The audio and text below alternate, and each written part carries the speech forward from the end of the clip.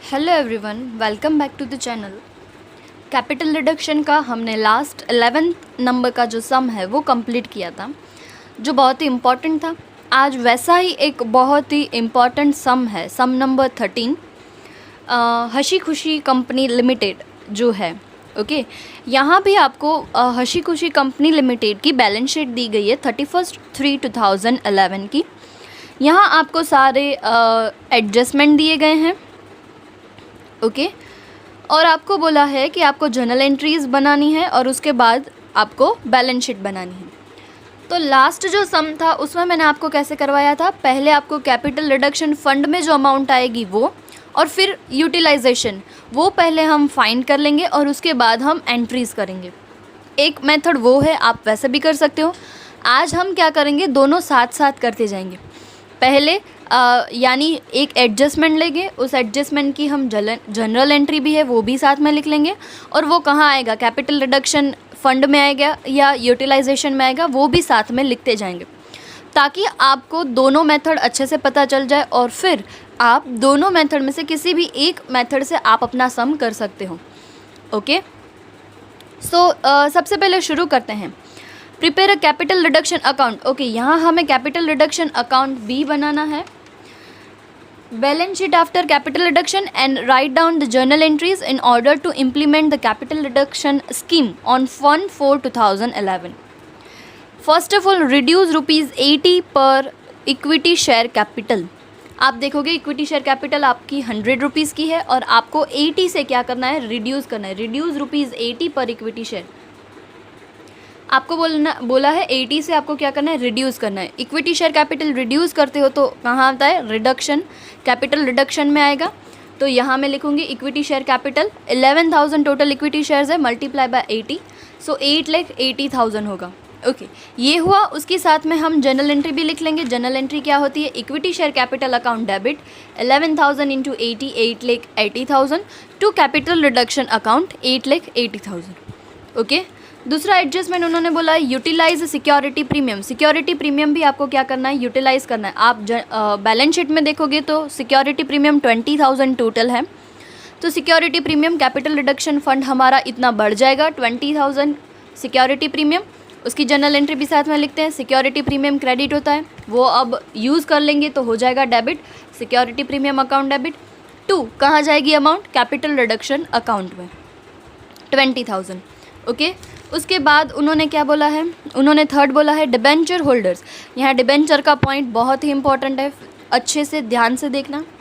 Debenture holders took over half the machines at ₹250 as a partial payment, increase 10% in the price of the remaining machinery. जैसे हमने 11th सम में किया था वैसे ही हमें यहाँ करना है।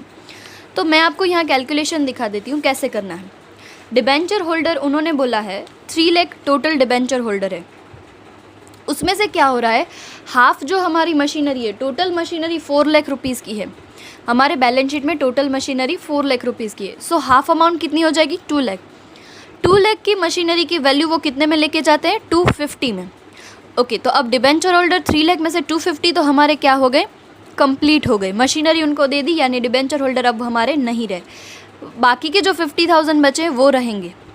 ओके, तो यहाँ आप देखोगे तो जो मशीनरी थी वो 2 लाख रुपीज़ की है और हमने डिबेंचर होल्डर को कितने में दे दी है, 2,50,000 में दे दी है। यस, सो बाकी का जो डिफरेंस है 50,000 वो हम कहाँ लेके जाएंगे, कैपिटल रिडक्शन में लेके जाएंगे। तो आप देखोगे तो मैंने यहाँ लिखा है मशीनरी और बाजू में लिखा है डिबेंचर होल्डर को जो मशीनरी दी है वो, सो 50,000। अब इसकी जनरल एंट्री साथ में लिख लेते हैं। जनरल एंट्री क्या हो जाएगी, इसकी जनरल एंट्री होगी हम डिबेंचर होल्डर को मशीनरी दे रहे हैं, यानी अब हमारे डिबेंचर होल्डर क्या हो जाएंगे, कम हो जाएंगे।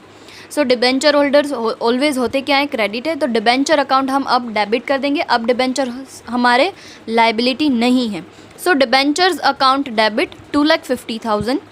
हमने उनको क्या दी, मशीनरी दी, टू मशीनरी अकाउंट। अब मशीनरी हमारे बिजनेस में से चली जाएगी, कितने की, बुक वैल्यू से लेंगे 2 लाख, और जो हमें बेनिफिट हो रहा है वो बेनिफिट हम कहाँ लेके जाएंगे, कैपिटल रिडक्शन में। So to capital reduction account 50,000। Okay, साथों साथ उन्होंने क्या बोला था, बाकी जो मशीनरी है उसकी प्राइस है वो 10% इंक्रीज़ करनी है। तो हाफ मशीनरी अब कितनी बचेगी, 2 लाख की मशीनरी डिबेंचर्स को दे दी, बाकी की 2 लाख की बची, उसमें 10% इंक्रीज़ करना है। सो 2 लाख का 10% इंक्रीज़ करेंगे तो कितनी अमाउंट होगी, 20,000। अब वो 20,000 बेनिफिट कहाँ जाएगा हमारा, कैपिटल रिडक्शन में। तो यहाँ हम लिखेंगे मशीनरी, ब्रैकेट में लिखोगे आप इंक्रीज, जो अमाउंट इंक्रीज़ हुई है उतनी 20,000। अब उसके लिए एंट्री लिख लो, एंट्री क्या होगी, मशीन की वैल्यू बढ़ रही है so machine account debit to capital reduction, क्योंकि जो भी बेनिफिट होगा वो बेनिफिट कहाँ जाएगा, कैपिटल रिडक्शन अकाउंट में जाएगा। ओके, सो यह हुआ हमारा एक पॉइंट ख़त्म। उसके बाद उन्होंने बोला है right of intangible and fictitious asset. Right of यानी हमें हमारा कैपिटल रिडक्शन क्या करना है, यूज़ करना है। तो अब बैलेंस शीट में देखो, पहले हमारी इंटेंजिबल और फिक्टिशियस असेट है कौन कौन सी, देखोगे तो यहाँ हमारे पास गुडविल है और ये P&L अकाउंट की जो डेबिट बैलेंस है वो, उसे हमें क्या करना है, राइट ऑफ करना है। ओके, तो गुडविल राइट ऑफ करोगे तो कैपिटल रिडक्शन यूटिलाइजेशन में आएगा, गुडविल 6 लाख और P&L है ₹2 लाख। ये दो जो अमाउंट है वो हम क्या कर रहे हैं, राइट ऑफ कर रहे हैं। अगर राइट ऑफ कर दी है तो अब उसकी एंट्री क्या करेंगे हम एंट्री हो जाएगी कैपिटल रिडक्शन अकाउंट डेबिट, क्योंकि हम वो अमाउंट यूटिलाइज कर रहे हैं, यानी कैपिटल रिडक्शन की अमाउंट कम हो जाएगी। Capital reduction account debit ₹8 lakh to goodwill account और टू P&L, यानी ये दोनों अकाउंट हमने क्या कर दिए, राइट ऑफ कर दिए, जो डेबिट बैलेंस के थे, और डेबिट बैलेंस हमने क्रेडिट कर दी है 6 लाख 2 लाख, यानी अब हमारी गुडविल भी नहीं है और जो P&L की लॉस थी वो भी हमने क्या कर दी है, राइट ऑफ कर दी है। ओके, उसके बाद उन्होंने क्या बोला है, received back 70% of the director fees paid earlier. Okay, ये आपके लिए नया पॉइंट है और इम्पॉर्टेंट भी है। कुछ नहीं, बहुत ही आसान है। अगर आपको कोई भी पॉइंट एक बार समझ में नहीं आए तो उसे 2 या 3 बार रीड करो तो आपको ऑटोमेटिक पता चलेगा कि क्या कहना चाह रहे हैं। क्या बोला है फिर से मैं देखो पढ़ रही हूँ, received back 70% of the director fees paid earlier, the remaining was waived bye them. यानी हमने जो डायरेक्टर को पहले फ़ी दी थी, ओके, वो फ़ी 70% हमने पेमेंट किया था और वो हमें क्या मिल गई है, वापस मिल गई है। और जो बाकी की रिमेनिंग है, बराबर, वो हमने पेमेंट नहीं किया था, वो हमने क्या कर दिया, उन्होंने मना बोल दिया कि अब हम वो नहीं लेंगे। तो आप यहाँ देखो, अनपेड डायरेक्टर फीस आपको दिखाया है कितना है, 15,000। Unpaid director fees 15,000। सोचो 70% पेमेंट किया था वो हमें वापस मिला है, यानी अनपेड कितना होगा हमारा, 30% होगा। यस, तो यहाँ हमें जो अमाउंट है 15,000 वो कितने की है, 30% की है। तो आप यहाँ इजीली काउंट कर पाओगे। देखो, डायरेक्टर फीस में क्या करोगे, 70% paid earlier and 30% is unpaid.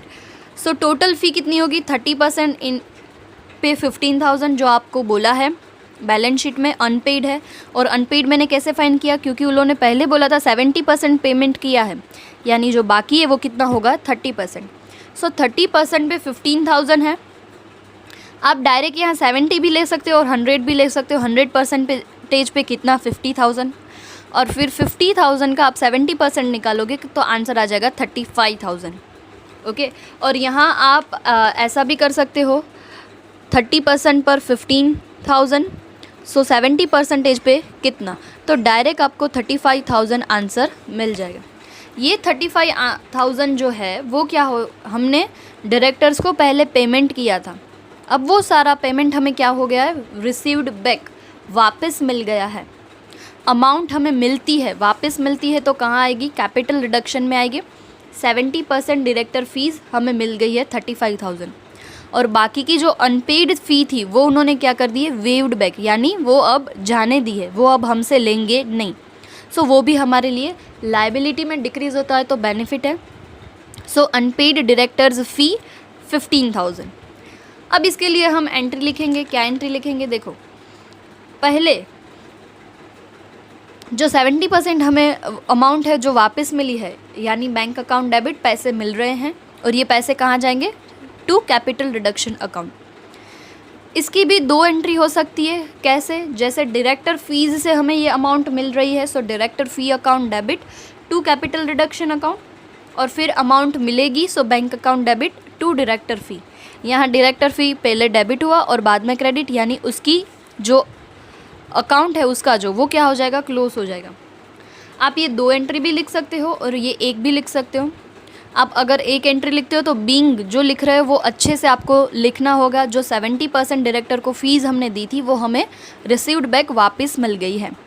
Okay, जहाँ 2 एंट्री पॉसिबल है वहाँ मैंने पेंसिल से आपके लिए 2 एंट्री लिखी है। आप दोनों में से कोई भी कर सकते हो, या ये दोनों कॉम्बिनेशन में करोगे या ये अकेले करोगे। दूसरा, वही एडजस्टमेंट में हमें क्या बोला गया था, वो जो डायरेक्टर्स हैं जो अनपेड फीस है वो क्या कर दी उन्होंने, वेव, यानी अब वो हमसे नहीं लेंगे, यानी अब हमारी लाइबिलिटी क्या हो जाएगी, कम हो जाएगी। सो डायरेक्टर फ़ी अकाउंट डेबिट 15,000, और ये जो बेनिफिट है वो हम बेनिफिट कहाँ लेके जाएंगे, कैपिटल रिडक्शन अकाउंट में। ओके, तो हमने क्या किया, पहले कैपिटल रिडक्शन अकाउंट में भी लिख लिया और साथ में हमने उसकी जर्नल एंट्री भी कर दी है। तो ये जो 5th पॉइंट है वो बहुत इंपॉर्टेंट है, थोड़ा दूसरे सम से अलग है। उसके बाद वाला है वो भी इम्पॉर्टेंट है। देखो क्या बोला है उन लोगों ने, the claim for damages against the company amounted to ₹40,000 as an amount of ₹10,000 was recovered from the credit balance of directors in the company and for which claim was a paid. यानी कंपनी के ऊपर claim हुआ है, वो claim 40,000 rupees का है, उसमें से 10,000 रुपीज़ है जो डायरेक्टर है। यहाँ देखोगे तो आपको बैलेंस शीट में डायरेक्टर की लोन भी दिखेगी। तो 10,000 रुपीज़ हमने क्या किए, डायरेक्टर में से ले लिए हैं, और बाकी की जो अमाउंट बची है वो अमाउंट हमने पेमेंट कर दिया है। ओके, यहाँ मतलब क्या हुआ, हमारा जो है वो यूटिलाइजेशन हो रहा है कितने का, 30,000 का, और जो 10,000 है वो यहाँ डायरेक्टर्स पेमेंट कर रहे हैं।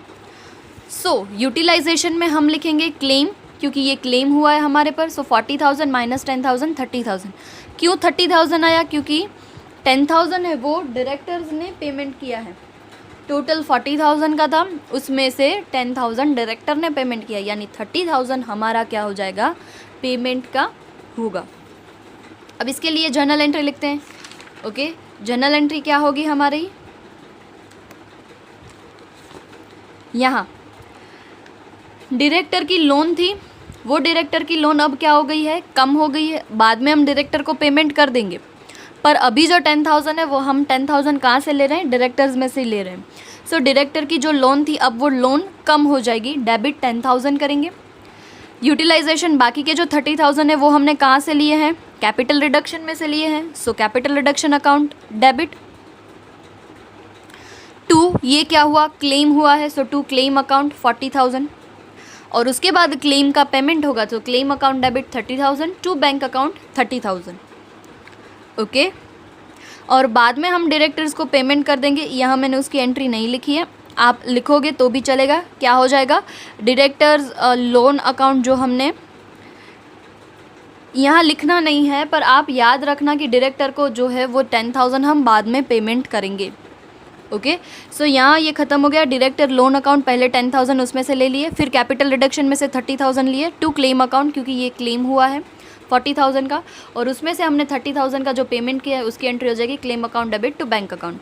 यहाँ हमारी जो एक लाइबिलिटी है वो कम होकर हमने दूसरी लाइबिलिटी को पेमेंट किया है, वो इम्पॉर्टेंट है, याद रखना। उसके बाद जो बात आती है वो क्या है, the company had promised a contract of 60,000। Company ने प्रॉमिस किया था कॉन्ट्रैक्ट के बारे में। The contract was cancelled by paying a 10% penalty. अब वो कॉन्ट्रैक्ट है वो कैंसिल कर दिया, कैंसिल करने पर हमें क्या हुई है, पेनल्टी लगी है 10% की ऑन द कॉन्ट्रैक्ट प्राइस, यानी 60,000 का हमारा जो कॉन्ट्रैक्ट है उसके ऊपर 10% हमें पेनल्टी लगी है। वो पेनल्टी भी हम कहाँ से पेमेंट करेंगे, कैपिटल रिडक्शन में से ही पेमेंट करेंगे। तो कैपिटल रिडक्शन यूटिलाइजेशन में आ जाएगा 10% penalty, 60,000 into 10% that is 6,000 rupees क्या होगी, पेनल्टी। उसके लिए हम जर्नल एंट्री लिखते हैं। जर्नल एंट्री क्या होगी, उसमें भी 2 जर्नल एंट्री होगी और एक आप दोनों में से कंबाइन भी कर सकते हो। जब भी लाइबिलिटी आती है तो पहले आप लाइबिलिटी के लिए प्रोविजन करते हो। So capital reduction account debit 6,000 to penalty account, ये हमारी लाइबिलिटी हुई। अब लाइबिलिटी को पेमेंट करो, so penalty account debit to bank account, और इन दोनों की कंबाइंड एंट्री हो जाएगी capital reduction account debit. Amount हम कहाँ से लेंगे, कैपिटल रिडक्शन में से लेंगे और पेमेंट करेंगे टू बैंक अकाउंट। बट जब आप कंबाइंड एंट्री करते हो तब आपको प्रॉपरली बीइंग करके नीचे लिखना होगा कि ये अमाउंट किसके लिए है, तो आप लिखोगे being a penalty of ₹10% of contract price is to be the paid for cancelling the contract. Okay, ये अच्छे से पूरा लिखना होगा। 2 एंट्री करते हो तो भी आपको लिखना है, पहले प्रोविज़न और उसके बाद में पेमेंट, और दोनों की कंबाइंड एंट्री करते हो तो भी आपको अच्छे से लिखना होगा ताकि पता चले कि ये 6000 किस वजह से है। ओके, सो ये पेनल्टी वाला आपको हर बार कुछ अलग अलग तरीके से देंगे, तो आपको सिर्फ याद रखना है कि लाइबिलिटी है, सो लाइबिलिटी के पहले प्रोविज़न होती है और उसके बाद पेमेंट होता है। और ऐसा नहीं है तो आप डायरेक्ट याद रख सकते हो कि ये लाइबिलिटी के अमाउंट आप कहाँ लेके जाओगे, कैपिटल रिडक्शन में। लाइबिलिटी है, उस वजह से हमारी जो कैपिटल की रिडक्शन है वो क्या हो जाएगी, कम हो जाएगी इतनी अमाउंट, और बैंक से पेमेंट हो जाएगा। Now the price of the furniture above it's real value give necessary effect, यानी हमने जो फर्नीचर दिखाया है वो फर्नीचर हमने 125% से ज़्यादा दिखा दिया है। उसका मतलब आप दूसरी तरीके से बोलो तो आपको क्या करना है, आपको फर्नीचर की अमाउंट रिड्यूस करनी है। ओके, सो सपोज़ 100 उसकी एक्चुअल वैल्यू है, उसमें 25% ज़्यादा दिखा दिया, यानी बुक वैल्यू 125 की दिखा रहे हैं। और आप टेक्स्ट बुक में देखोगे तो फर्नीचर 10,000 का है, यानी 25,000 जो ज़्यादा है वो हमें अमाउंट रिड्यूस करनी है। सो 125 to 25 तो 10,000 पे कितना, 2,000 रुपीज़ की जो अमाउंट है वो ज़्यादा दिखा दी है, वो हमें रिड्यूस करनी है। सो कैपिटल रिडक्शन यूटिलाइजेशन में आएगा फर्नीचर 2,000। उसके लिए आप एंट्री क्या लिखोगे, कैपिटल रिडक्शन अकाउंट डेबिट, क्योंकि वो यूज़ हो रहा है, टू फर्नीचर अकाउंट 2,000, उतनी फर्नीचर की अमाउंट क्या हो गई, रिड्यूस हो गई। ओके, अब उसके बाद जो डिबेंचर वाला पॉइंट है, मोस्ट इंपॉर्टेंट पॉइंट है। Okay, debenture holder accepted the following, debenture holder ने नीचे की जो है वो एक्सेप्ट की है। The amount of working capital should be remain 130, ये हमें याद रखना है, यानी हमारे पास कैश और बैंक की जो अमाउंट है वो 130 हमें नई बैलेंस शीट में रखनी है। After implementing the entire scheme, यानी पूरा एंटायर स्कीम ख़त्म होने के बाद हमें अपनी नई बैलेंस शीट में 1,30,000 कैश या बैंक, आप जो भी बोलो वो हमें रखना है। For this purpose the debenture holders should give necessary cash to company, यानी डिबेंचर होल्डर कंपनी को पेमेंट कर रहे हैं, कैश देंगे। After deducting 80% and waiving 20% of outstanding interest on debenture, यानी जो उनका यहाँ आपको दिया है आउटस्टैंडिंग इंटरेस्ट ऑन डिबेंचर ₹30,000, उसमें से 20,000 वो क्या करें, 20% वो अपना वेव करने जाने दे रहे हैं अपना डिबेंचर का जो आउटस्टैंडिंग है वो, और बाकी का 80% वो हमसे ले लेंगे, और बाकी की जो अमाउंट बचेगी वो हमें क्या करेंगे, वो पेमेंट करने वाले हैं। So this one is the important. पहले वो डिबेंचर होल्डर्स क्या कर रहे हैं, अपना जो आउटस्टैंडिंग है वो वेव कर रहे हैं। सो डिबेंचर इंटरेस्ट 30,000 इंटू ओनली 20% ही क्या कर रहे हैं वो लोग, वेव्ड बैक कर रहे हैं। सो 6,000 रुपीज़ ही उन्होंने क्या किया है, जाने दिया है अपना जो आउटस्टैंडिंग डिबेंचर का है। उसके लिए भी एंट्री कर देंगे क्योंकि ये लाइबिलिटी कम हो गई है, लाइबिलिटी कम होती है तो कैपिटल रिडक्शन हमारा बढ़ता है। Debenture interest account debit 6,000 to capital reduction account 6,000। Okay, अब बारी आती है डिबेंचर होल्डर्स हमें कितनी अमाउंट देंगे, जो बहुत ही इम्पॉर्टेंट पार्ट है। ओके, कितनी अमाउंट देंगे हमें डिबेंचर होल्डर्स, तो उसके लिए हमें कैश बैंक अकाउंट बनाना होगा, क्योंकि उन्होंने बोला है 1,30,000 हमें नए बिजनेस में रखने हैं और बाकी की अमाउंट वो क्या करेंगे, डिबेंचर होल्डर्स से ले लेंगे।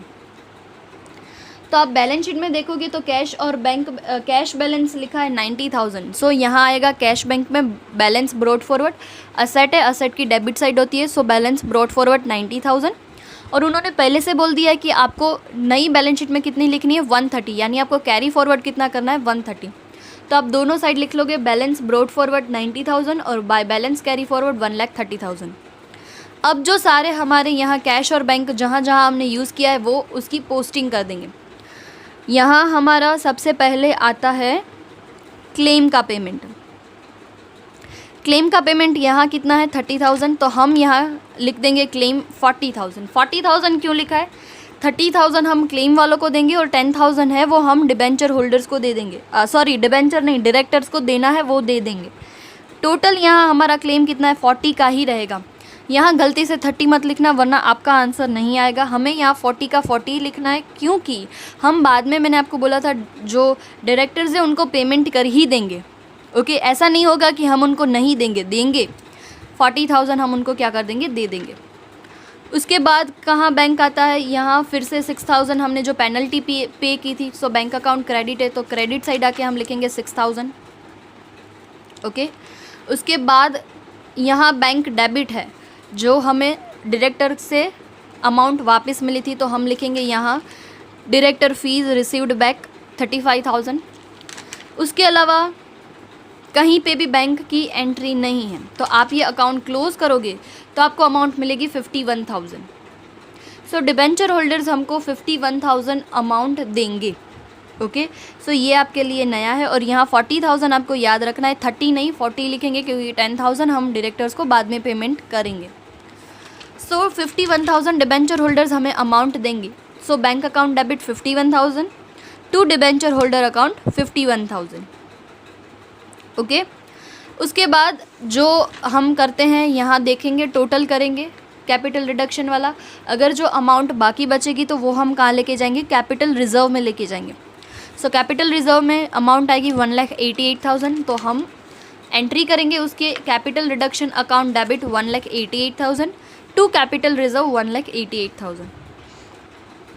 ओके, तो ये आपका हुआ ख़त्म। अब आपको उन्होंने बोला है कैपिटल रिडक्शन अकाउंट भी बनाओ और न्यू बैलेंस शीट भी बनाओ। सो कैपिटल रिडक्शन अकाउंट आपको खुद बनाना है, मैंने आपके लिए छोड़ा है। क्यों, जहाँ जहाँ कैपिटल अकाउंट रिडक्शन अकाउंट आता है, देखो यहाँ क्रेडिट आया तो आप कैपिटल रिडक्शन अकाउंट बनाओगे। क्रेडिट आया तो क्रेडिट साइड लिखोगे 8,80,000 इक्विटी शेयर कैपिटल। फिर से यहाँ क्रेडिट आया, क्रेडिट साइड लिखोगे 20,000, नाम लिखोगे सिक्योरिटी प्रीमियम। अगर कैपिटल रिडक्शन अकाउंट डेबिट होता है तो आप डेबिट लिखोगे। ओके, तो ये आपको खुद करना है ताकि आपकी थोड़ी प्रैक्टिस हो जाए। उसके बाद आती है बैलेंस शीट की बारी। अब बैलेंस शीट में आप क्या करोगे, आपको मैंने जो इम्पॉर्टेंट चीज़ें वो यहाँ लिख के रखी है। आप वर्टिकल फॉर्मेट में बैलेंस शीट बनाओगे। ओके, सबसे पहले देखते जाते हैं सारी चीज़ें तो आपकी क्लियर हो जाए। इक्विटी शेयर कैपिटल 11 लाख है और 11 लाख में से हमने क्या कर दिया है, 8,80,000 रिड्यूस कर दिया है। तो अब हमारी इक्विटी शेयर कैपिटल कितनी हो जाएगी, 2,20,000। डन। सिक्योरिटी प्रीमियम हमने यूज़ कर दिया है तो नहीं आएगा। कैपिटल रिजर्व की एंट्री अभी हमने की है तो कैपिटल रिजर्व आएगा, कितने से आएगा, 1,88,000 से। उसके बाद यहाँ बारी आती है डिबेंचर्स की। सो डिबेंचर्स को हमने क्या किया है, पेमेंट कर दिया है। डिबेंचर में देखो 3 लाख के टोटल डिबेंचर थे, उसमें से 250 तो हमने उनको पेमेंट कर दिया है, बाकी बचेगा 50,000 अब हम डिबेंचर्स में लिखेंगे। अब ये देखो इंपॉर्टेंट, आप बोलोगे मैम 51,000 डिबेंचर होल्डर्स ने हमें दिए थे ना, पर वो एडजस्टमेंट किसके रिलेटेड था, आउटस्टैंडिंग इंटरेस्ट के related. Yes, so interest on debenture में वो हम करेंगे। देखो बुक वैल्यू थी 30,000 डिबेंचर इंटरेस्ट में, उसमें से उन्होंने 20% वेव्ड बैक कर दिया था, यानी जाने दिया था, तो 6,000 माइनस कर देंगे। अभी हमने कैलकुलेशन की तो वहाँ हमें 51,000 ऐसा डिबेंचर होल्डर हमें देंगे। सो 51,000 प्लस अब आउटस्टैंडिंग डिबेंचर का इंटरेस्ट कितना आ जाएगा, 75,000। गलती से भी डिबेंचर में एडजस्टमेंट मत करना, क्योंकि जो एडजस्टमेंट दिया है वो इंटरेस्ट के रिलेटेड दिया है। आप देखोगे तो पूरा फिर से पढ़िए। For this purpose the debenture holders should give necessary cash to the company after deducting 80% and waiving 20% of outstanding interest on debenture. यानी जो पूरा एडजस्टमेंट है वो इंटरेस्ट ऑन डिबेंचर रिलेटेड है, तो आप एंट्री भी क्या करोगे, यहाँ करोगे, यहाँ नहीं। डिबेंचर आप नई बैलेंस शीट में 50,000 ही लिखोगे और इंटरेस्ट ऑन डिबेंचर 75,000 ही लिखोगे। ओके, क्लियर है। उसके बाद यहाँ जो दिया है वो क्या दिया है, अनपेड डायरेक्टर फ़ी, वो तो ख़त्म हो गया। उसके बाद क्रेडिटर, उसमें तो कोई चेंज ही नहीं था, तो 5,000 का 5,000 ही रहेगा। और डायरेक्टर लोन कितनी हो जाएगी, 12,000 में से 10,000 माइनस करके अब कितनी आ जाएगी, सिर्फ 2,000 ही आएगी। ओके, तो ये हमारी जो लाइबिलिटी साइड है वो ख़त्म हो गई। उसके बाद हमारी आती है asset side. Land and building no change, so 1 lakh rupees ही रहेगा। मशीनरी, यस मशीनरी में चेंज है। मशीनरी में पहले बुक वैल्यू 4 लाख की थी, उसमें से 2 लाख हमने डिबेंचर होल्डर्स को दे दी और बाकी उसमें 2 लाख में 20,000 इंक्रीज़ किया था। तो अब हमारे पास कितनी हो जाएगी, 2,20,000 मशीनरी। उसके बाद देखो स्टॉक में नो चेंज, 82,000 वैसे ही लिखना है। कैश बैलेंस में देखो आपको पहले ही बोल दिया 1,30,000 आपको कैश रखनी है, तो कैश कितनी आ जाएगी 1,30,000। फर्नीचर में हमने चेंजेस किया था, फर्नीचर में क्या हुआ था 2,000 की अमाउंट से कम हो गया था, सो बुक वैल्यू 10,000 डिक्रीज 2,000 8,000। उसके बाद गुडविल तो हमने राइट ऑफ कर दिया और प्रॉफिट एंड लॉस भी हमने राइट ऑफ कर दिया। सो ये जो आप सारी पूरी अमाउंट लिखोगे, ये जो पूरी अमाउंट लिखोगे उसके बाद आप बैलेंस शीट का टोटल आपका आ जाएगा 5,40,000। ओके, सो इस सम में कौन कौन सी चीज़ें इंपॉर्टेंट थी, जो डिबेंचर वाला पॉइंट है इंटरेस्ट वाला वो इंपॉर्टेंट था। उसके बाद ये क्लेम और पेनल्टी वाला भी इंपॉर्टेंट था, क्योंकि एक बार ये पॉइंट आया है पर फिर से रिपीट हो रहा है, ताकि आपको ये सारे पॉइंट्स है वो अच्छे से याद हो जाए। ओके, तो मेक श्योर ये 11 सम है, 13 सम है, उसमें क्या है कि आपको एक साथ में सारे पॉइंट्स आ जाते हैं, तो जिसकी वजह से आपको क्या होगा, हेल्पफुल होगा, आप बाकी के जो सम्स है वो कर पाओगे। सो यहाँ मैंने आपको होमवर्क में सम्स दिए हैं, एक बार देख लो। 24, 27, 20, 17, 18, 14, सम नंबर 10, 38 एंड 39, जो भी हमने सम्स किए इसके रिलेटेड आपको यहाँ सारे पॉइंट्स मिलेंगे। अगर एक भी पॉइंट ऐसा होता है कि आपको नहीं समझ में आता तो आप मुझे पूछ लेना, और हम अभी भी बहुत सारे सम्स है वो करेंगे, तो कहीं ना कहीं वो पॉइंट क्या हो जाएगा, कवर हो जाएगा। ये सारे सम्स मैंने ऐसे ही रैंडमली देख के आपको होमवर्क में दिए ताकि आप कर पाओ। जितना आप करोगे उतनी आपकी प्रैक्टिस होगी। ओके, होमवर्क आपको कंपलसरी करना ही है। आप मुझे होमवर्क थोड़ा लेट सबमिट करोगे तो चलेगा, पर करना ज़रूर, क्योंकि करोगे तो ही आपकी प्रैक्टिस होगी और तो ही आपको ये अच्छे से याद हो जाएगा।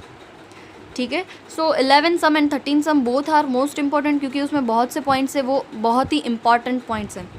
तो मैंने आपको 11 सम कैसे करवाया था, पहले ये पूरा कैपिटल रिडक्शन और रिडक्शन यूटिलाइज्ड तैयार कर लिया और उसके बाद जर्नल एंट्री लिखी थी। 13 सम हमने कैसे किया, इसमें भी लिखते गए और जर्नल एंट्री भी लिखते गए। तो जो भी मेथड आपको इजी लगती है आप वही मेथड से सारे सम्स सॉल्व करना, ताकि आपकी प्रैक्टिस हो जाए। एक बार अगर प्रैक्टिस हो गई, हैबिट हो गई, तो आप वो ईजीली अच्छे से कर पाओगे। ओके, आई होप ये इम्पॉर्टेंट सम है आपको समझ में आ गया होगा, और नहीं समझ में आता तो आप मुझे पूछ सकते हो।